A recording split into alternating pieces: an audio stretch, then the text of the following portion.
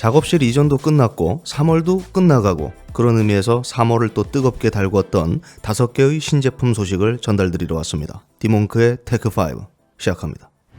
애플은 아이패드 프로를 내놓을 때마다 매번 더 이상 크고 무거운 PC는 필요 없다고 말해왔습니다. 이번 4세대도 마찬가지죠. 당신의 다음 컴퓨터는 컴퓨터가 아니랍니다. 아주 시건방진 소리입니다. 여튼 이전 3세대와 외형적인 큰 차이는 없지만 제품 사양과 사용자 편의성은 조금 높아졌습니다. A12Z 바이오닉 프로세서 탑재, 아이폰 11 프로처럼 카메라 3개를 집어넣어줬어요. 정확히 말하면 2개를 집어넣고 라이다 스캐너를 넣어준 거죠. 애플 측에 따르면 증강현실, 심도 측정 등에 응용된다고 합니다. 이전에 토프 카메라를 생각하시면 됩니다. 바이오닉 프로세서와 함께하는 8코어 GPU는 이전보다 개선된 방열 구조로 설계됐고 보다 강력한 3D 성능을 갖추게 됐다고 합니다. 더 생산적인 게임 플레이가 가능해진 거죠. 구체적인 메모리 사양은 공개되지 않았으나 시스템 메모리는 6GB라는 소문이 있습니다. 스토리지는 128GB부터 최대 1TB, NVMe SSD가 탑재되며 배터리는 11인치 모델이 28.65Wh, 12.9인치 모델이 36.71Wh입니다. 이렇게 말하면 보통 계산하기 힘드실 거예요. 그냥 한 번의 충전으로 최대 10시간 사용 가능하다고 보시면 됩니다. 배터리는 원래 오래 갔고 여전히 4개의 내장 스피커와 함께합니다. 아이패드 이전의 애플 디바이스의 꽃은 단연 디스플레이입니다. 최대 600니트의 IPS, 그래요, 리퀴드 레티나 디스플레이는 이전처럼 업계 최고 수준의 색 정확도를 갖고 있습니다. 120Hz 고주사율은 덤이죠. 사실 늘어난 카메라 제외하고 이전 3세대 모델과 큰 차이는 없습니다. 그런데 함께 공개된 새로운 매직 키보드는 아주 인상적이에요. 이번에는 트랙패드가 추가됐습니다. 그리고 패스스루 충전을 지원하는 USB-C 포트를 더해줬습니다. 이쯤 되면 태블릿이 아니라 그냥 투인원 노트북이라 봐도 될 것 같습니다. 아이패드 프로 4세대 모델은 약 100만원부터 최대 214만원까지 올라갑니다. 매직 키보드는 약 42만원에 판매되고요. 11인치 256GB 셀룰러 모델과 키보드를 함께 구입할 경우 약 180만원을 지불해야만 합니다. 애플 펜슬은 당연히 따로 구입해야 하고요. 10인치 이상의 고사양 태블릿 역시 이만한 제품이 없습니다. 늘 돈이 문제죠. 그런 의미에서 제 다음 컴퓨터는 그냥 컴퓨터가 될 것 같습니다. 애플한테 질 수 없지.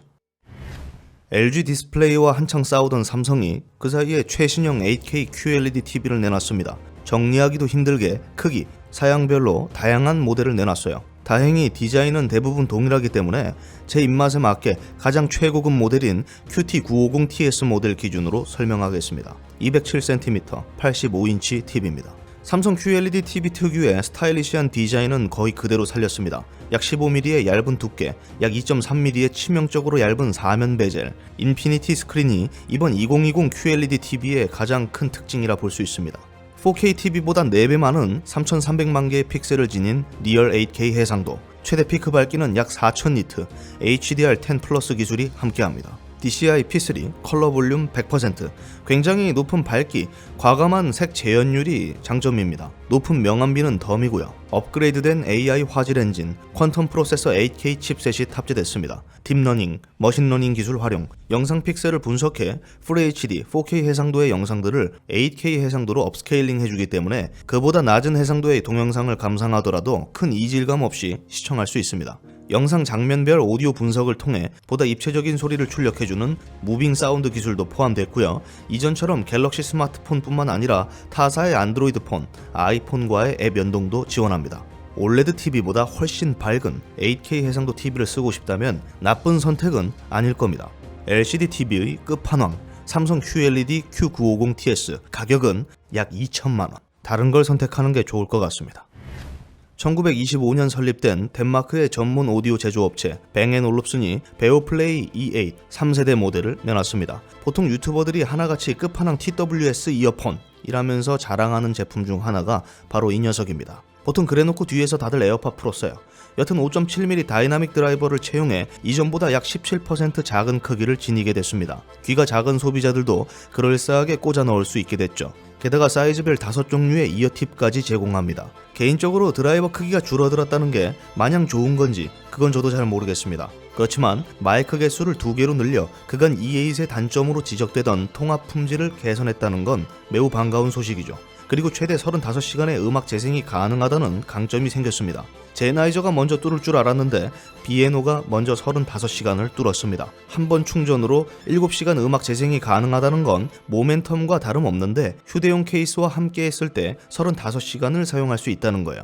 블루투스 5.1 기반 AAC, SBC, aptX 사운드 코덱 모두 지원하고요. 케이스는 USB Type-C 포트로 충전되며 QI 고속 무선 충전을 지원합니다. 유닛에 달린 터치 인터페이스, 외부 소리를 들을 수 있는 트랜스퍼런시 모드는 여전히 포함하고 있고요. 그런데 노이즈 캔슬링은 여전히 지원하지 않습니다. 좀 더 작아지고 더 오래가고 통합 품질이 개선된 제품, 이렇게 요약할 수 있겠네요. 조금 더 유니크한 디자인, 좋은 소리를 들려주는 무선 이어폰을 찾는 소비자들에게 추천합니다. 프리미엄 무선 이어폰 베어플레이 E8 3세대, 가격은 약 45만원. 덴마크제는 보통 비싸요. 덴마크 우유 비싸잖아. 레고도 비싸고요. 다 그런 거예요. 매번 손해보면서 장사하는 느낌이 있는 소니가 드디어 플레이스테이션 5를 공개했습니다. 그런데 외형은 없고 스펙에 따른 하드웨어 설명, 공식 로고만 공개됐어요. 뭐 하는 짓인지 잘 모르겠지만 아마 대부분 이렇게 생긴 사진을 많이 보셨을 겁니다. 해당 제품은 그저 개발킷일 뿐이고요. 양산품은 전혀 다를 것으로 추정하고 있습니다. 소니가 제정신이라면 이렇게 내놓을 리가 없죠. 공개된 사양은 이렇습니다. AMD Gen2 아키텍처 기반 옥타코어 프로세서가 탑재됐어요. 가변 주파수로 작동되며 최대 3.5GHz까지 올라갑니다. 그리고 역시 게이밍에 최적화된 AMD RDNA2 커스텀 GPU를 탑재했습니다. 36개의 컴퓨터 유닛을 갖고 있는데 역시 가변 주파수로 작동하며 최대 2.23GHz까지 올라갑니다. FP32, 연산 능력은 최대 10.28테라플롭스입니다. 가변 주파수, 가변 클럭, 그것은 방금 말한 최대 클럭 수치를 늘 유지한다는 말이 아닙니다. 말 그대로 가변이죠. 때에 따라 유동적으로 클럭 수치가 조절된다는 말입니다. 소비 전력과 발열 이슈를 최소화하기 위한 노력으로 볼 수도 있을 것 같긴 한데 나와봐야 알겠죠. 대부분 이해하기 귀찮으실 겁니다. 뭔 말인지 모르는 분들도 계실 거고요. 그죠? 대충 요약해드리면 1.84테라플롭스의 플레이스테이션 4와 플레이스테이션 5의 그래픽 성능 차이는 이 정도라 볼 수 있습니다. 4.2테라플롭스의 플레이스테이션 4 프로와는 이 정도의 차이가 있죠.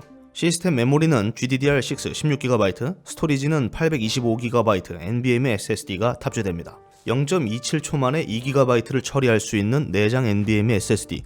이는 차세대 엑스박스인 시리즈 X보다 더 빠른 속도, 대역폭을 갖고 있습니다. 그 외 공개된 정보는 듀얼쇼크 진동 기술의 업그레이드, 3D 오디오, 8K 해상도 지원 등이 있습니다. 그리고 플레이스테이션 4 게임 하위 호환 역시 지원하는데 당장 모든 타이틀을 지원하지는 않는다고 하네요. 플레이스테이션 5는 올해 연말 출시될 예정이고요. 구체적인 가격은 아직 공개되지 않았습니다. 생긴 것도 모르는데 가격부터 나오면 그것도 좀 이상하잖아요. 플레이스테이션 4 프로가 약 44만원인 것을 고려하면 못해도 58만원 정도의 가격을 갖추게 될 것으로 추정됩니다.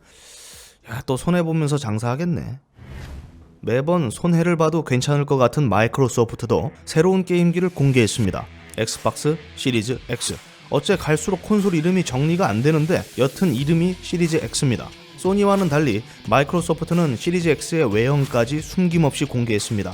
얼핏 보면 일체형 컴퓨터 같기도 하고 공기청정기처럼 생기기도 했는데 쿨링 성능은 제법 좋을 것으로 예상됩니다. 공개된 시스템 사양을 얼핏 보면 PS5와 큰 차이 없어 보입니다. 같은 AMD 시스템이고 메모리 규격이나 용량도 같기 때문이죠. 그러나 어디까지나 얼핏 봤을 때인 거지 자세히 뜯어보면 확연히 다릅니다. 시리즈 X가 훨씬 더 도전적인 사양을 갖추고 있기 때문입니다. 가변 클럭 따위는 없습니다. 3.8GHz 고정, 컴퓨터 유닛은 52개, 1.8GHz 고정, 최대 12.16테라플롭스의 연산 처리 속도를 갖춘 녀석입니다. 그리고 기존 하위 호환이 가능했던 엑스박스 360 게임들과 더불어 현세대 엑스박스 원 게임들을 모두 호환한다는 초강점이 있죠. 시리즈 X가 사양적으로 PS5보다 떨어지는 것은 SSD뿐이 없습니다. 1TB로 더 큰 용량을 지녔지만 입출력 속도에서 조금 떨어집니다. 물론 게임기 사양이 좋다고 마냥 흥행의 길을 걷는 것은 아닙니다. 하드웨어를 견인할 수 있는 게임 소프트웨어들도 절대적으로 뒷받쳐줘야 합니다.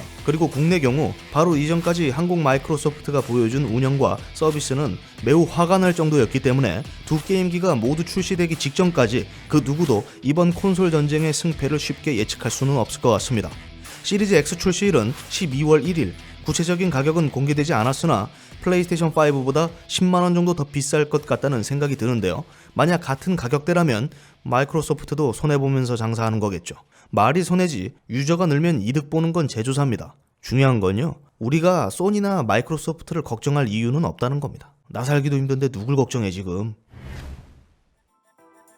제가 준비한 5개의 신제품 소식은 여기까지입니다. 솔직히 말씀드리면 모두 갖고 싶어요. 돈이 없는 게 죄입니다.